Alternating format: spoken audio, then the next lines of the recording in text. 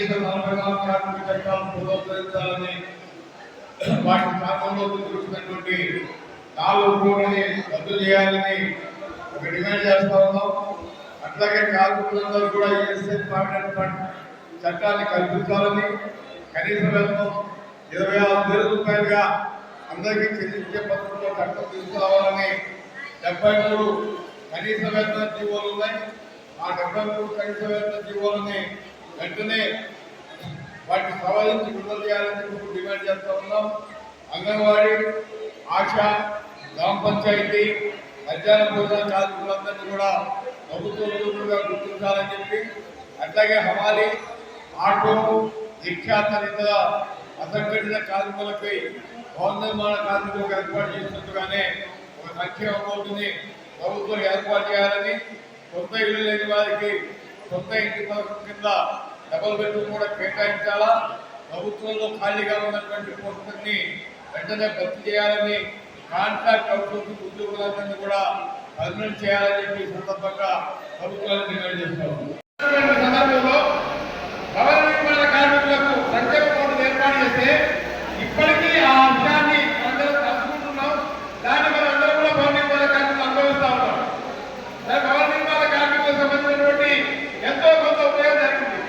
కానీ భవన నిర్మాణ కార్మికులకు కానీ, లేదంటే హమాలీలకు కానీ, లేదంటే స్వీపర్లకు కానీ ఇలాంటి చట్టాలు లేవు. అసంఘటిత రంగంలో పనిచేస్తున్నటువంటి ఆటో కార్మికులకు కానీ, రిక్షా పిల్లలకు కానీ చట్టాలు లేవు. అట్లాంటి గతంలో తీసుకుంటున్నటువంటి బిల్డింగ్ కన్స్ట్రక్షన్ వర్కర్స్ సంబంధించినటువంటి చట్టాలను తీసుకుంటున్నాం.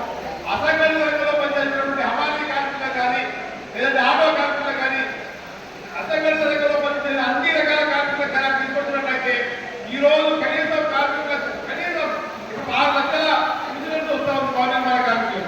అది కూడా మనం పొందడానికి ఆస్కారం ఉండేది. అట్లాంటి చట్టం ఒకటి దేశంలో కార్మికులకు కానీ ప్రజలకు కానీ తీసుకుంటున్నటువంటి సందర్భం ఈ 10 సంవత్సరాల కాలంలో మోడీ ప్రభుత్వం లేదు. అంటే ప్రభుత్వ ఆలోచన ఎక్కడ ఉందంటే, మనం ఎట్లా అయితే ఓట్లు రాబట్టుకోవాలి, ఎట్లా అయితే మనం ఒకసారి అధికారంలోకి రావాలి, ఎట్లా అయితే మనం ఎలక్షన్ లో డబ్బు ఖర్చు పెట్టాలి, ఒక ప్రాజెక్టు అన్నిటి కూడా ప్రైవేట్ అప్పచెప్తే వాళ్ళు ఎలక్షన్ ఫండ్ ఇస్తారు, దాని వాళ్ళకి అదొక కాదు. లేదంటే ప్రజలందరినీ ఒక భయభ్రాంతులకు గురి చేసి ప్రజలందరినీ ఒక రకమైన పుల్వామాలాంటి దాడి ఉపయోగించుకొని అధికారంలో రావాలని రెండోసారి ఆలోచిస్తుంది. ఇప్పుడు మూడోసారి ఏం ఆలోచిస్తా ఉన్నారు? రామ మందిరం కట్టడం. రామ మందిరం మీ ఊర్లో రామ మందిరం లేదన్నా? ఊర్లలో ప్రతి ఊర్లో ఒక రామ మందిరం ఉంది. ప్రతి ఊర్లో ఒక మందిరం ఉంది. మందిరం అనేది పెద్ద ఇష్యూ కాదు.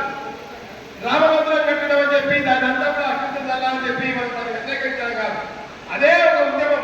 అది తప్పితే వేరే దీని ద్వారా ఎవరికి ఉపయోగం జరుగుతూ ఉంది, ఎవరి పేద ప్రజలకు ఏ రకమైనటువంటి మేలు జరుగుతూ ఉంది అనే విషయాన్ని ఆలోచించాలి. ఆ అవకాశం పట్టుకొని ఈరోజు నరేంద్ర మోడీ గారు మరొకసారి ఎన్నికలకు రావడానికి ప్రయత్నం చేస్తూ ఉన్నాడు. మరి ఎందుకంటే ఎక్కుతారని అనుకోవచ్చు. ఈ సందర్భంలో మోడీ గత 10 సంవత్సరాల కాలంలో అవలంబించినటువంటి విధానాల వల్ల గతంలో దాదాపు 13 నెలల పాటు రైతులు ఢిల్లీ సరిహద్దులు అక్కడే ఒడ్డుకొని ఉండి కొట్లాడి నిరసన చేసి మాకు వ్యతిరేకంగా తీసుకుంటున్నటువంటి చట్టాలను మార్పు చేసేదాకా మేము వెళ్తుంది కదా అని చెప్తున్నారు. దేశంలో ఉన్నటువంటి రైతులకు వ్యతిరేకంగా మోడీ చట్టం చేయాల్సినటువంటి అవసరం ఉంది. మోడీ రైతులు దేశంలో ఎక్కువ మంది ఉన్నారా, లేదంటే వ్యాపారస్తులు ఎక్కువ మంది ఉన్నారా? అంటే ఎక్కువ మంది ఉన్నటువంటి రైతుల దగ్గర నుంచి భూములు లాక్కొని వాళ్ళ ఆస్తులు లాక్కొని దాన్ని బడా పారిశ్రామికవేత్తలకు వాళ్ళని ఉద్దేశిస్తున్న ఆయన చట్టాలు చూస్తుంటే ఆయన దృష్టి ఎవరి మీద ఉంది? పరిశ్రమల మీద, పారిశ్రామికవేత్తల పైన, బడా పూర్తిగా పెట్టుబడిదారుల పైన తప్పితే ప్రజల పైన లేదు. అదేవిధంగా రైతులతో పాటు కార్మికులు కూడా దేశ